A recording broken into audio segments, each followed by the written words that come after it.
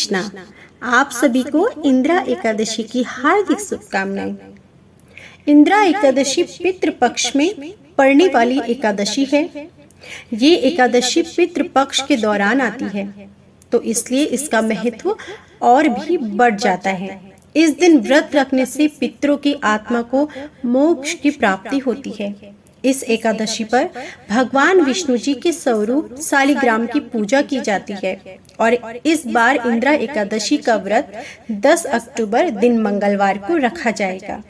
ऐसा माना जाता है कि इस एकादशी का व्रत रखने से व्रत रखने वाले को स्वर्ग की प्राप्ति होती है। तो यदि आज आपने भी इंदिरा एकादशी का व्रत रखा है, तो आज के दिन आपको इंदिरा एकादशी की व्रत कथा अवश्य पढ़नी या फिर सुननी चाहिए। कोई भी व्रत तभी पूर्ण होता है जब कथा भी पूर्ण सुनी जाए, तो हो सके हमारी इस कथा को अंत तक जरूर सुनिएगा। आज मैं आपको इंदिरा एकादशी की पौराणिक कथा और साथ ही 11 माता की कथा सुनाऊंगी। आपको कथा पसंद आए तो वीडियो को लाइक जरूर कीजिएगा और ऐसे ही आपको आगे कथाएं सुननी है तो चैनल को सब्सक्राइब करके बेल आइकन भी जरूर दबाइएगा, जिससे आपको ऐसे ही कथाएं आगे सुनने को मिल सके। तो चलिए प्रसन्नचित मन से पूरी श्रद्धा और प्रेम भाव के साथ कथा आरंभ करते हैं। धर्मराज युधिष्ठिर कहने लगे कि हे भगवान, अश्विन कृष्ण एकादशी का नाम क्या है, इसकी विधि तथा फल क्या है, सो कृपा करके कहिए। भगवान श्री कृष्ण कहने लगे कि इस एकादशी का नाम है इंदिरा एकादशी।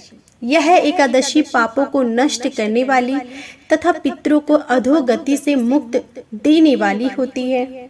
हे राजन, ध्यान पूर्वक इस कथा को सुनो। इसके सुनने मात्र से ही वाजपेयी यज्ञ का फल मिलता है। प्राचीन काल में सतयुग के समय में महिष्मति नाम की एक सुंदर नगरी थी। यहाँ के राजा का नाम था इंद्रसेन। राजा बहुत ही प्रतापी, धर्म पूर्वक अपनी प्रजा का पालन करते हुए शासन करता था। वह राजा पुत्र, पौत्र और धन आदि से संपन्न था। किसी भी चीज की उसे कोई कमी नहीं थी और वह विष्णु जी का परम भक्त भी था। एक दिन जब राजा सुखपूर्वक अपनी सभा में बैठा था, तो आकाश मार्ग से महर्षि नारद जी उतरकर उसकी सभा में आए। राजा उन्हें देखते ही खड़ा हो गया और हाथ जोड़कर विधि पूर्वक आसन व उन्हें अर्घ्य दिया। सुख से बैठकर मुनि ने राजन से पूछा कि हे राजन, आपके सातों अंग कुशल पूर्वक तो हैं? आपकी बुद्धि धर्म में और मन विष्णु भक्ति में तो रहता है ना? तो देवर्षि नारद जी की ऐसी बातें सुनकर राजा ने कहा, हे महर्षि, आपकी कृपा से मेरे राज्य में तो सब कुशल है तथा मेरे यहाँ यज्ञ कर्म आदि भी सुकृत हो रहे हैं। अब आप कृपा करके अपने आगमन का कारण कहिए। तब ऋषि कहने लगे कि हे राजन, आप आश्चर्य देने वाले मेरे वचनों को सुनो। मैं एक समय ब्रह्मलोक से यमलोक को गया। वहां श्रद्धा पूर्वक यमराज से पूजित होकर मैंने धर्मशील और सत्यवान धर्मराज की प्रशंसा की। उसी यमराज की सभा में महान ज्ञानी और धर्म आत्मा तुम्हारे पिता को एकादशी का व्रत भंग होने के कारण देखा। उन्होंने संदेशा दिया, सो मैं तुम्हें कहता हूँ, ध्यान पूर्वक सुनो। उन्होंने कहा कि पूर्व जन्म में कोई विघ्न होने के कारण मैं यमराज के निकट रह रहा हूँ। सो हे पुत्र, यदि तुम अश्विन कृष्ण माह की इंदिरा एकादशी का व्रत मेरे नियमित करो, तो मुझे अवश्य ही स्वर्ग की प्राप्ति हो सकती है। इतना सुनकर राजा कहने लगा कि हे महर्षि, आप इस व्रत की संपूर्ण विधि मुझसे कहिए। तब नारद जी कहने लगे कि अश्विन माह के कृष्ण पक्ष की 10वीं के दिन प्रातः काल श्रद्धा पूर्वक स्नान आदि से निवृत्त होकर पुनः दोपहर को नदी आदि में जाकर स्नान करें। फिर श्रद्धा पूर्वक पितरों का श्राद्ध करें और एक बार भोजन करें।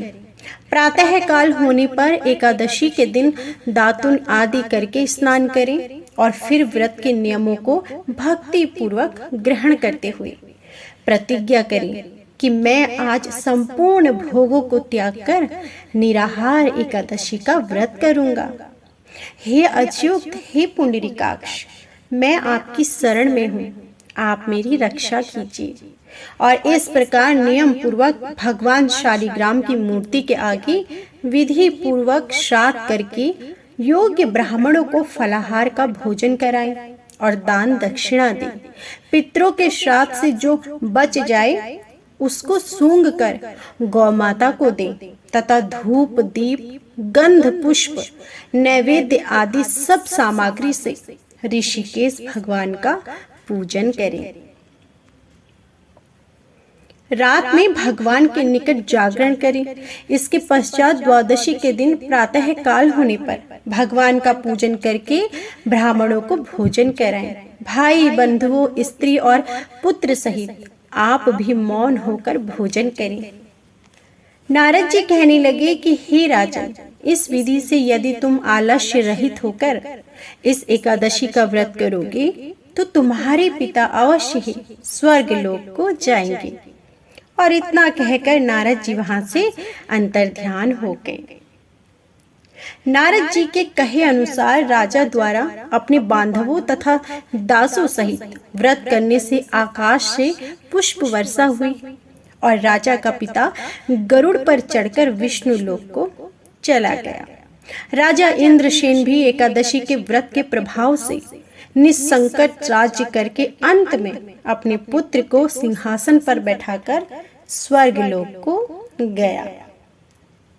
हे युधिष्ठिर, यह इंद्रा एकादशी के व्रत का महात्म्य मैंने तुमसे कहा। इसके पढ़ने और सुनने से मनुष्य सब पापों से मुक्त हो जाता है और सब प्रकार के भोगों को भोगकर वैकुंठ को प्राप्त होता है। इंद्रा एकादशी को लेकर ऐसी भी मान्यता है कि जो भी इस एकादशी का व्रत करता है उससे भगवान विष्णु अति प्रसन्न होते हैं और साथ ही उसे पूर्वजों का भरपूर आशीर्वाद भी मिलता है। अब सुनिए आप एकादशी यानी 11 माता की कथा। एक बार एक राज्य में एक राजा रहा करता था। राजा बहुत ही बुद्धिमान और बलशाली था। राजा सदैव अपनी प्रजा का बहुत अच्छे से ध्यान रखता। प्रजा भी अपने राजा को बहुत पसंद करती थी। राजा की 2 बेटियां थीं। राजा अपनी दोनों बेटियों से बहुत प्रेम करता था। राजा की छोटी बेटी देखने में बहुत सुंदर और आकर्षण थी और बड़ी बेटी छोटी बेटी के मुकाबले थोड़ा कम सुंदर थी। राजा की छोटी बेटी 11 माता की पूजा किया करती थी और सभी लोग राजा की छोटी बेटी से बहुत प्रेम करते थे और प्रशंसा किया करते थे। राजा भी अपनी छोटी बेटी से अधिक प्रेम करता था, जिस कारण राजा की बड़ी बेटी को अपनी छोटी बहन से बहुत ईर्ष्या होने लगी। राजा की दोनों बेटियां जब बड़ी हो गई तब एक पड़ोस राज्य में रहने वाला राजकुमार राजा की बड़ी बेटी के लिए रिश्ता लेकर आया। लेकिन जैसे ही उस राजकुमार की नजर राजा की छोटी बेटी पर पड़ी तो वह राजकुमार राजा की छोटी बेटी पर आकर्षण हो गया और उससे पहली नजर में प्रेम कर बैठा। उस राजकुमार ने राजा की बड़ी बेटी के साथ विवाह करने से मना कर दिया और उसने राजा से कहा कि मैं आपकी छोटी बेटी से विवाह करना चाहता हूँ। जिसके बाद राजा की बड़ी बेटी यह देखकर अपनी बहन से बहुत क्रोधित हो गई और राजा की बड़ी बेटी ने अपनी छोटी बहन को अपना सबसे बड़ा शत्रु मान लिया। राजा की बड़ी बेटी ने अपनी छोटी बहन से बदला लेने का निर्णय लिया, जिसके लिए उसने अपनी छोटी बहन को जान से मारने का एक प्लान बनाया। राजा की बड़ी बेटी ने अपनी छोटी बहन को मारने के लिए सबसे पहले एक लड्डू में जहर मिलाकर अपनी छोटी बहन को दे दिया और उसको लड्डू खाने के लिए कहा। लेकिन लड्डू खाने के बाद भी छोटी बहन को कुछ नहीं हुआ। बड़ी बहन यह देखकर बहुत आश्चर्यचकित हो गई। लेकिन बड़ी बहन ने हार नहीं मानी और उसने जब रात में छोटी बहन अपने कमरे में सो रही थी तब एक मटके में सांप रखकर उसे कमरे में छोड़ दिया। लेकिन सांप भी छोटी बहन का कुछ नहीं कर पाया। जिसके बाद बड़ी बहन ने अपनी छोटी बहन से कहा कि चलो हम लोग कुएं में से पानी भर कर लाते हैं। जिसके लिए वह अपनी छोटी बहन को पानी भरने के बहाने कुएं के पास ले गई और उसने अपनी छोटी बहन को कुएं में धक्का दे दिया। लेकिन छोटी बहन को तब भी कुछ नहीं हुआ, क्योंकि हर बार ग्यारस माता उसकी रक्षा कर रही थी और उधर बड़ी बहन अपने सारे प्रयासों के बाद असफल हो रही थी, जिससे वह और भी क्रोधित होती जा रही थी। फिर उसने अपनी छोटी बहन के पास जाकर खुद ही पूछा कि मेरी छोटी बहन, तुमको पता है कि भगवान ने सबकी मृत्यु एक निश्चित समय पर ही लिखी हुई है, और कैसे तुम्हारी मृत्यु होगी क्या यह तुम जानती हो? तब छोटी बहन ने अपनी बड़ी बहन को बताया कि हाँ, मैं तो जानती हूँ मेरी मृत्यु कैसे होगी। छोटी बहन ने यह सुनकर बड़ी बहन से मन ही मन में बहुत प्रसन्न होने लगी और उसने अपनी छोटी बहन से कहा कि तो मुझे अपनी मृत्यु का राज बताओ। छोटी बहन ने अपनी बड़ी बहन से कहा कि मेरी मृत्यु तो एक तोते में है। जो तोते के गले में एक हार है, उससे मेरी मृत्यु होगी। जब तक कोई भी व्यक्ति तोते को मारकर वह हार अपने गले में नहीं पहनेगा तो मैं मूर्छित हो जाऊंगी, और जैसे ही उस हार को अपने गले से उतारेगा तो मैं वापस से जीवित हो जाऊंगी। अपनी छोटी बहन की मृत्यु का राज जानकर बड़ी बहन तो बहुत ही खुशी हो गई। उसने अपनी छोटी बहन को मारने के लिए उसके पालतू तोते को ढूंढना शुरू कर दिया, और छोटी बहन को इस बात का आभास हो गया था कि कोई उसकी जान लेना चाहता है। जिसके लिए वह अपने पिताजी के पास गई और उसने अपने पिताजी से कहा कि पिताजी, मेरी मृत्यु के बाद आप मुझे जलाइएगा मत, बल्कि आप मुझे अपनी पुरानी हवेली में एक पलंग पर लिटाकर छोड़ दीजिएगा। अपनी छोटी बेटी की यह बात सुनकर राजा बहुत आश्चर्यचकित हो गए। राजा ने अपनी छोटी बेटी से पूछा, बेटी, तुम यह क्या कह रही हो? तब राजा की छोटी बेटी ने बताया, पिताजी, समय किसी के लिए रुका नहीं है।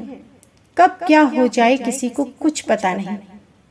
2-3 दिन में तो तुम्हारा विवाह है। लेकिन छोटी बेटी ने अपने पिताजी को ऐसा करने पर मजबूर कर दिया और उनसे वचन ले लिया। राजा ने अपनी छोटी बेटी की बात स्वीकार कर ली और 2-3 दिनों के बाद जब शादी का समय आया तब राजकुमार बारात लेकर राजा के घर पर आया और राजकुमार और राजा की छोटी बेटी का विवाह शुरू हो गया। जैसे ही राजा की छोटी बेटी राजकुमार के साथ फेरे लेना शुरू करती है तो बड़ी बहन अपनी छोटी बहन के कमरे में जाकर उसके तोते को पकड़ लेती है और उसको जान से मार देती है। तोते के गले में जो हार था उसको अपने गले में धारण कर लेती है। जैसे ही बड़ी बहन उस हार को अपने गले में धारण करती है तो उधर छोटी बहन 3.5 ही फेरे ले पाती है और वहीं पर बेहोश होकर गिर जाती है। जिसके बाद राजा ने बड़े बड़े दर्द हकीमों को बुलवाया और अपनी छोटी बेटी का इलाज कराने के लिए कहा। राजा की बात सुनकर वैद्य ने छोटी बेटी को जब चेक किया तो राजा को बताया कि आपकी छोटी बेटी ना तो जीवित है और ना ही मरी हुई है। यह मैं ऐसा पहली बार देख रहा हूँ।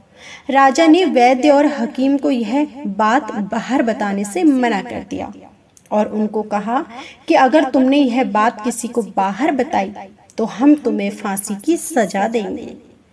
राजा ने अपनी छोटी बेटी को पुराने महल में ले जाकर एक पलंग पर लेटा दिया। वहां पर कुछ सैनिक को तैनात कर दिया। वापस अपने महल पर आ गया।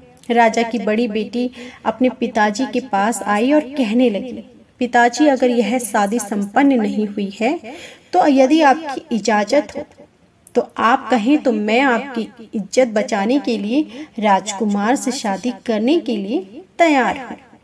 जिसके बाद राजा ने अपनी बड़ी बेटी की बात मान ली और राजा ने बड़ी बेटी को छोटी बेटी के कपड़े पहनाकर मंडप पर भेज दिया।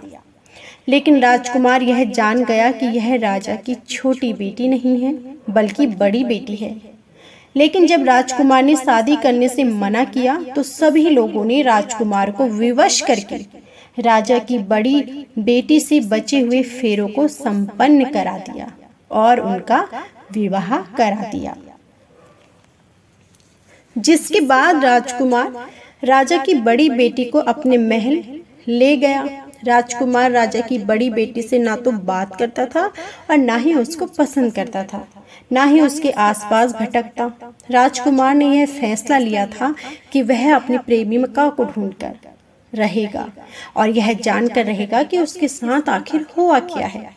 एक दिन राजकुमार अपने घोड़े पर सवार होकर राजा के पुराने महल के पास पहुंच गया, जहां पर उसने कुछ सैनिकों को देखा। महल के पास पहुंचकर राजकुमार ने जब महल को ध्यान से देखा तो वह समझ गया कि यह तो हमारे ससुर जी का महल है। तब राजकुमार ने सैनिकों से पूछा, तुम लोग यहाँ क्या कर रहे हो और इस महल के अंदर उस पलंग में कौन लेटा है? जिसके बाद सैनिकों ने बताया कि यहाँ पर राजा की छोटी बेटी लेटी है। यह सुनकर राजकुमार बहुत प्रसन्न हो गया और वह तुरंत अपनी प्रेमिका के पास पहुंच गया और उसकी सेवा करने लगा। जैसे ही रात हुई तो राजा की छोटी बेटी उठकर खड़ी हो गई। राजकुमार को यह देखकर बहुत खुशी हुई। उसने अपनी प्रेमिका से पूछा कि तुम यहाँ क्या कर रही हो? तुम मेरे साथ मेरे घर चलो। राजा की छोटी बेटी ने राजकुमार को सारी बात बता दी कि मेरी जान एक तोते में बसी थी और मैंने यह बात सिर्फ अपनी बड़ी बहन को बताई थी। मुझे पता है कि उसने ही मुझे मारने का प्रयास किया है। उसके पास एक हार है जिसको वह सुबह पहन लेती है और रात को उतार देती है। जब तक वह हार को पहने रहती है तब तक मैं मूर्छित रहती हूँ और जैसे ही वह हार को उतार देती है तो मैं जीवित हो जाती हूँ। अगर मेरी बड़ी बहन के पास जो हार वह मेरे हाथ में लग जाए तो मैं हमेशा के लिए जीवित हो जाऊंगी।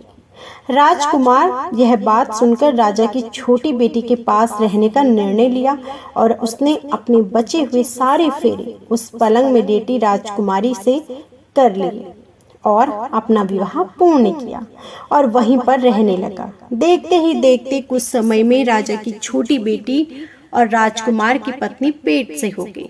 एक दिन राजकुमार को किसी काम से बाहर जाना पड़ा। तब छोटी बहन के पेट में बहुत तेज से दर्द होने लगा, जिसके बाद उसने 11 माता का आवाहन किया। जिसके बाद वहां 11 माता प्रकट हुई और उन्होंने अपने भक्तों के दर्द को दूर किया, एक पुत्र की प्राप्ति करवाई और वहीं पर अचानक से राजकुमार भी आ गया। राजकुमार ने 11 माता को देखा तो वह आश्चर्यचकित हो गया। उसने तुरंत माता को प्रणाम किया और 11 माता ने राजकुमार से कहा कि तुम्हारा तो 5 वर्ष का हो जाए तो तुम अपनी पत्नी का हार इसके गले में डाल देना। और देखते ही देखते राजकुमार और राजा की छोटी बेटी का पुत्र 5 वर्ष का हो जाता है। तो राजकुमार अपने बेटे से कहता है कि बेटा, मैं कुछ काम से बाहर जा रहा हूँ, तुम अपनी माता का ध्यान रखना। जिसके बाद वहां बड़ी बहन अपनी छोटी बहन के पुत्र को वहां से उठा लेती है और उसको मरवा देती है। छोटी बेटी के पुत्र के 2 टुकड़े करा देती है। पहला टुकड़ा चक्की के पास छुपा देती है और दूसरा टुकड़ा पलंग के नीचे रख लेती है। जब 11 माता भिखारी का रूप लेकर आते हैं तो एक भिखारी का रूप रखकर बड़ी बहन के पास चली जाती है, जिसके बाद वहां पर भिक्षा मांगने लगती है। बड़ी बहन अपने नौकरों से कहती है कि जाकर भिक्षा दे दो, लेकिन जैसे ही नौकर 11 माता को भिक्षा देने के लिए आते हैं तो माता उन्हें मना कर देती है, कहती है कि मैं तुम्हारी महारानी से ही भिक्षा लूंगी। जिसके बाद बड़ी बहन स्वयं ही भिक्षा देने के लिए माता के पास आती है। तब माता एक बिल्ली का रूप लेकर उसके कमरे में चली जाती है और वहां पर छोटी बेटी के पुत्र कोई 2 टुकड़े आपस में जोड़ देती है और उसे जीवित कर देती है। राजकुमार अपने बेटे को लेकर अपनी पत्नी के पास जाता है और कहता है कि तुम इसका ध्यान रखना। अगर तुम इस बच्चे को अच्छे से ध्यान रखोगी तो मैं तुमसे बात करूंगा। एक दिन राजकुमार अपने बच्चे से कहता है कि तुम अपनी माँ से उनके गले का हार मांग लो। जिसके बाद राजकुमार का बेटा अपनी माँ के पास जाता है और कहता है कि माँ, मुझे तुम्हारा हार चाहिए जो तुमने गले में पहन रखा है। यह सुनकर पहले तो बड़ी बहन बहुत क्रोधित हो जाती है, पर उसको याद आता है कि राजकुमार ने कहा था कि अगर मैं इस बच्चे का ध्यान अच्छे से रखूंगी तो वह मुझसे बात करेगा। जिसके कारण वह हार को उस बच्चे को दे देती है और वह तुरंत हार को ले जाकर अपने पिताजी को दे देता है। और तभी राजकुमार अपने बेटे को लेकर वहां से जाने लगता है और अपनी पत्नी से कहता है कि हम तुम्हारे लिए खाना बनाकर रखना, मैं शाम को आकर तुम्हारे साथ ही खाऊंगा। और वह अपने बेटे को लेकर वहां से चला जाता है। जिसके बाद वह राजा के पास जाता है और उनको सारी बातें बता देता है। राजा अपनी बड़ी बेटी की यह करतूत सुनकर बहुत क्रोधित होते हैं और परवरिश पर ही दोष देने लगते हैं और राजकुमार को अपनी छोटी बेटी के साथ रहने के लिए आदेश देते हैं। तो इस प्रकार ग्यारस माता ने अपनी भक्ति को देखकर उनके पुत्र को पुनः जीवित किया, जिससे राजकुमार और छोटी बेटी खुशी खुशी रहने लगे। तो यह थी संपूर्ण इंदिरा एकादशी की व्रत कथा और ग्यारस माता की कथा। उम्मीद है कि आपको हमारी यह कथा जरूर पसंद आई होगी। कथा पसंद आई हो तो प्लीज वीडियो को लाइक जरूर कीजिएगा। कमेंट बॉक्स में जय श्री हरि जरूर लिखिएगा। जय श्री हरि।